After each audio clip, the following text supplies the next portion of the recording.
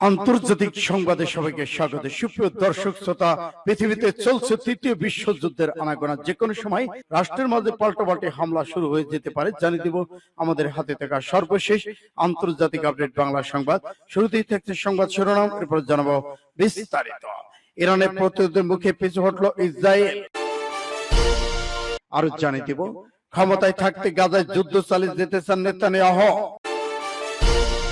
আরো থাকছে ইসরায়েলের গণহত্যার সমর্থন বন্ধের দাবিতে ডাউনিং স্টেটের বাইরে ভয়াবহ বিক্ষোভ। পাকিস্তানিদের গুলি করে হত্যা করলো ভারতীয় সেনাবাহিনী। আপনি বাংলাদেশের 18 কোটি ইউনুস, আমরা পদত্যাগ চাই না। ট্রাম্পের ঘোষণা পর সিরিয়া নিষেধাজ্ঞা প্রত্যাহার করলো মার্কিন প্রশাসন।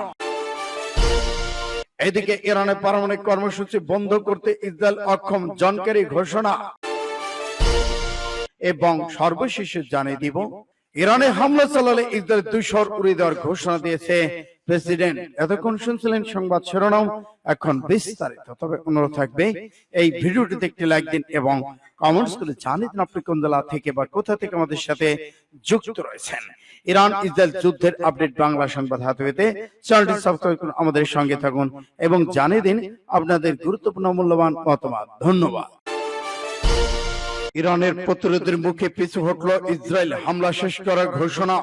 ইরানের হামলা শেষ হয়েছে বলে নিশ্চিত করেছেন ইসরায়েল দেশটির সামরিক বাহিনীর মুখপাত্র ড্যানিয়েল হাঙ্গারি। বলেছেন ইসরায়েলের বিরুদ্ধে ইরানের হামলার জবাব দেওয়া সম্পন্ন করেছে ইসরায়েল সামরিক বাহিনী। হাঙ্গারি এই ঘোষণা আগে ইসরায়েল হামলা প্রতিহত করার কথা জানায় ইরান। দেশটির প্রতিরক্ষাবাসী বাহিনী ইসরায়েল ড্রোনগুলো আকাশেই ধ্বংস করার দাবি করেছে। সংক্রান্ত ভিডিও ফুটেজ অনলাইনে দেখা গেছে। ইরানের সামরিক লক্ষ্যবস্তুগুলোতে আমরা সন্তুষ্ট হামলা চালাইছি এবং ইসরায়েল রাষ্ট্রের বিরুদ্ধে তাৎক্ষণিক হুমকিগুলো নস্যাৎ করে দিয়েছে। আজ শনিবার সামাজিক মাধ্যমে এক্সরে পাঠানো এক বার্তায় ড্যানিয়েল হাঙ্গারি বলেছেন, ইরানের সামরিক লক্ষ্যবস্তুগুলোতে আমরা সুনির্দিষ্ট হামলা চালিয়েছি এবং ইসরায়েল রাষ্ট্রের বিরুদ্ধে তাৎক্ষণিক হুমকিগুলো নস্যাৎ করে দিয়েছে। এদিকে ইরানে হামলার সময় বাংকারে ছিলেন নেতানিয়াহু এবং গ্যালান্ট। অবশ্য হাঙ্গারি হুমকি দিয়েছেন যদি ইরান পাল্টা হামলা চালায় তবে ইসরায়েলের প্রতিক্রিয়া দেখতে বাধ্য হবে। এর আগে গতকাল শুক্রবার রাতে ইরানের রাজধানী তেহরান পাশে কারাজ্জার শহরে বড় বিস্ফোরণ শব্দ শোনা গেছে। ইসরায়েলে হামলার সময় সে দেশের প্রধানমন্ত্রী বেনিয়ামিন নেতানিয়াহু, প্রতিরক্ষা মন্ত্রী এবং গ্যালান্ট বাংকারে আশ্রয় নিয়েছেন। সূত্র ইন্ডিয়া টুডে। ক্ষমতায় থাকতে গাজার যুদ্ধ চলে যাবে নেতানিয়াহু। নিজের ক্ষমতা টিকে রাখার জন্য রাজনৈতিক স্বার্থে গাজা উপত্যকায় যুদ্ধ চলে যাচ্ছেন ইসরায়েলের প্রধানমন্ত্রী বেনিয়ামিন নেতানিয়াহু। ইসরায়েল নাগরিকদের উপর করা এক জরিপে তথ্য উঠে এসেছে। শুক্রবার ইসরায়েলের সংবাদ মাধ্যম চ্যানেল 12 সম্প্রচারিত একটি নতুন জরিপে দেখা গেছে বেশিরভাগ ইসরায়েলি মনে করেন প্রধানমন্ত্রী বেনিয়ামিন নেতানিয়াহু যুদ্ধ জয়লাভ বা জিম্মিদের মুক্ত করার ক্ষেত্রে ক্ষমতা ধরে রাখতে বেশি আগ্রহী। এদিকে নেতানিয়াহুর প্রধান লক্ষ্য কি বলে মনে করেন এমন প্রশ্নের জবাবে 55% ইসরায়েলি বলেছেন ক্ষমতায় থাকা, 36% বলেছেন জিম্মিদের ফেরত নেওয়া এবং 9% বলেছেন তারা নিশ্চিত নন। এদিকে হামাসের কাছে আটক বাকি জিম্মিদের ফেরত আনতে আরেকটি চুক্তি কেন হয়নি এমন প্রশ্নের জবাবে 53% উত্তরদাতা এটাকে রাজনৈতিক কারণ বলেছেন। 38% বলেছেন যৌক্তিক কারণ এটি হয়নি। 9% বলেছেন কেন চুক্তি হলো না তা নিয়ে বিষয়টি সম্পর্কে নিশ্চিত নন। ইসরায়েলে গণহত্যার সমর্থন বন্ধের দাবিতে ডাউনিং স্টেটের বাইরে বিক্ষোভ। ইসরায়েল যুক্তরাষ্ট্রের অস্ত্র রপ্তানি অবিলম্বে বন্ধ করার দাবিতে ডাউনিং স্টেট বাইরে হাজার হাজার মানুষ বিক্ষোভ করেছেন। শুক্রবার সন্ধ্যায় বিক্ষোভকারীরা ব্রিটিশ প্রধানমন্ত্রীর বাসভবনের বাইরে ইসরায়েলকে অস্ত্র বন্ধ করার কথা যথেষ্ট নয় ব্যানার প্রদর্শন করেছেন। Palestine from in Britain, PFB Palestine, solidarity campaign PSC এবং friends of Al Aqsa stop the war coalition, Muslim association of brigade campaign for nuclear disarmaments CND নেতৃত্বে গ্রুপগুলো এই গণসংস্থার আয়োজন করেছে। বিক্ষোভে যুক্তরাষ্ট্রের বিভিন্ন প্রান্ত থেকে মানুষ অংশ নিয়েছে। তারা গাজায় ইসরায়েলের আগ্রাসন, ব্রিটিশ সরকারের অব্যাহত সহযোগিতার বিরুদ্ধে ঐক্যবদ্ধ অবস্থান প্রকাশ করেছেন। এই সময় জনতা ফিলিস্তিন পতাকা এবং প্ল্যাকার্ড উত্তোলন করে ন্যায় বিচার, যুদ্ধবিরতি এবং নিষেধাজ্ঞার আহ্বান জানিয়ে স্লোগান দিয়েছেন। Palestine from in the Britain এর পক্ষে বক্তব্য রাখতে গিয়েছিলেন এল হামামি গাজায় গণহত্যা যুক্তরাষ্ট্রের ভূমিকা নিন্দা জানিয়ে একটি মর্মস্পর্শী ভাষণ দিয়েছেন। তিনি বলেন, যুক্তরাজ্য নৃশংসতা উৎসাহিত করে এমন অস্ত্র রপ্তানি করে চলেছে, এই ভণ্ডামি এবং নৈতিক ব্যর্থতার চরম শিখর। আমরা দাবি করি ব্রিটিশ সরকার তার কথার সাথে সাথে কর্মকাণ্ডের সামঞ্জস্য বজায় রাখুক। সূত্র ইত্তেফাক এসকে। পাকিস্তানিকে গুলি করে হত্যা করলো ভারত বাহিনী। ভারতের সীমান্তরক্ষী বাহিনী গুলিতে এক পাকিস্তান নাগরিক নিহত হয়েছেন। ওই ব্যক্তি আন্তর্জাতিক সীমান্ত অতিক্রম করে ভারতের দিকে এগিয়ে আসছিলেন এবং সতর্ক করার পরও থামেনি বলে বিএসএফ দাবি করেছে।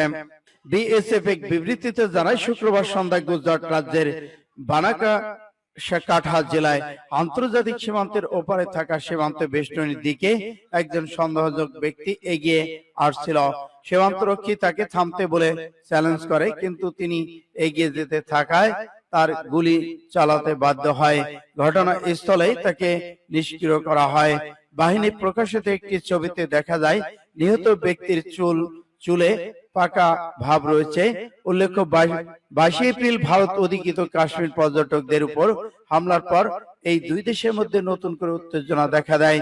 এই হামলাকে সাম্প্রতিক দশকের নাগরিকদের উপর সবচেয়ে ভয়াবহ হামলা হিসেবে অভিহিত করেছে দিল্লি। ভারতের অভিযোগ, ইসলামপন্থী এই হামলাকারীদের পাকিস্তান সমর্থন দিচ্ছে, তবে ইসলামাবাদ এই অভিযোগ অস্বীকার করেছে। সূত্র ইন্ডিয়া টুডে। আপনি বাংলাদেশের 18 কোটির ইউনূস আমরা পদত্যাগ চাই না। ফারুক। প্রধান উপদেষ্টা ডক্টর মোহাম্মদ ইউনূসকে উদ্দেশ্য করে বিএনপি চেয়ারপারসনের উপদেষ্টা জয়নুল আবেদিন ফারুক বলেছেন, আপনি ব্যক্তি ইউনূস নন, বাংলাদেশের 18 কোটির ইউনূস আমরা আপনাদের পদত্যাগ চাই না। প্রধান উপদেষ্টা ডক্টর মোহাম্মদ ইউনূসকে উদ্দেশ্য করে বিএনপি চেয়ারপারসন উপদেষ্টা জয়নুল আবেদিন ফারুক বলেছেন, আপনি ব্যক্তি ইউনূস নন, বাংলাদেশের 18 কোটি ইউনূস আমরা আপনাদের পদত্যাগ চাই না। শুক্রবার দুপুরে জাতীয় প্রেস ক্লাবের অপরাজয় বাংলাদেশ আয়োজিত জাতীয় নির্বাচন বানচালের ষড়যন্ত্র রুখে দাঁড়াও দেশবাসী শীর্ষক মুক্ত প্রতিবাদ সমাবেশে এসব কথা বলেন ফারুক। ডক্টর ইউনূসের প্রতি আস্থার কথা জানিয়ে ফারুক বলেন, আপনার মতো সচেতন নাগরিক যিনি বিশ্বের দরবারে আমাদের গর্বিত করেছে। আপনি নোবেল জয়ী, আপনি ব্যক্তি ইউনূস নন, বাংলাদেশের 18 কোটির ডক্টর ইউনূস। গতকাল আমি বিস্মিত হয়েছি, পত্রিকায় দেখেছি, কতটুকু সত্য জানি না। এনসিপি নেতা বলেছেন, আমার ইউনূস পদত্যাগ করা ছাড়া কোনো উপায় নেই। তিনি বলেন, এই খবর কতটুকু সত্য জানি না, এতে আমার মনটা বড় খারাপ হয়েছে। আপনাকে কি জন্য বসিয়েছিলাম, আপনাকে কেন বসিয়েছিলাম? 9 মাস আপনি কি সেই পথে এগোতে পেরেছেন? ট্রাম্পের ঘোষণার পর সিরিয়ার নিষেধাজ্ঞা প্রত্যাহার করল মার্কিন প্রশাসন। মধ্যপ্রাচ্য সফরের সময় সিরিয়ার উপর থেকে নিষেধাজ্ঞা প্রত্যাহারের প্রেসিডেন্ট ডোনাল্ড ট্রাম্পের ঘোষণা শুক্রবার থেকে কার্যকর করেছে ট্রাম্প প্রশাসন। যুক্তরাষ্ট্রের অর্থ মন্ত্রণালয় এক সাধারণ লাইসেন্স জারি করেছে, যার ফলে সিরিয়ার অন্তর্বর্তী সরকার রাষ্ট্রীয় মালিকানাধীন প্রতিষ্ঠান কেন্দ্রীয় ব্যাংকের সঙ্গে আর্থিক লেনদেন করতে পারবে। এর মাধ্যমে সিরিয়ার উপর আরোপিত নিষেধাজ্ঞাগুলো শিথিল করা হয়েছে। এক বিবৃতিতে বলা হয়েছে, নিষেধাজ্ঞা প্রত্যাহার নতুন বিনিয়োগ, বেসরকারি খাতের কার্যক্রম চালু করতে সহায়তা করবে। এছাড়া পররাষ্ট্র সচিব মার্কো রুবিও সিজার অ্যাক্ট এর অধীনে 180 দিনের একটি ছাড়পত্র দিয়েছে, যাতে মানবিক কার্যক্রম, বিদ্যুৎ, পানি, জ্বালানি, স্যানিটেশন পরিষেবা সিরিয়া কোনো বাধার সম্মুখীন না হয়। ইরানের পারমাণবিক কর্মসূচি বন্ধ করতে ইসরায়েল অক্ষম, জন কেরি ঘোষণা। ইসরায়েলি সরকার ইরানের পারমাণবিক কর্মসূচি ধ্বংস করতে সক্ষম নয় বলে মনে করেছেন সাবেক মার্কিন পররাষ্ট্রমন্ত্রী।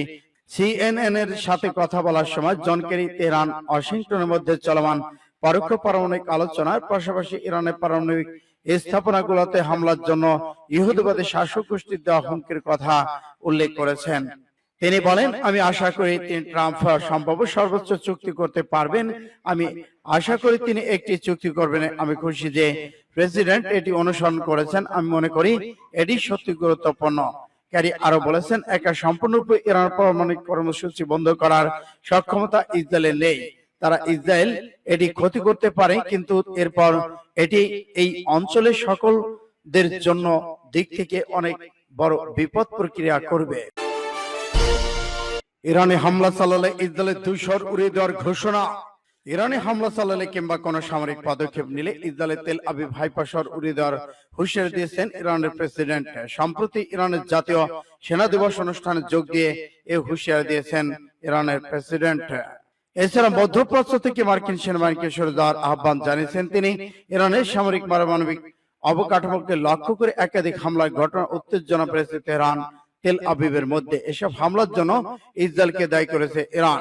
এই হামলার জবাবে পাল্টা হামলা চালানোর হুঁশিয়ারি দিলেন দেশটির প্রেসিডেন্ট।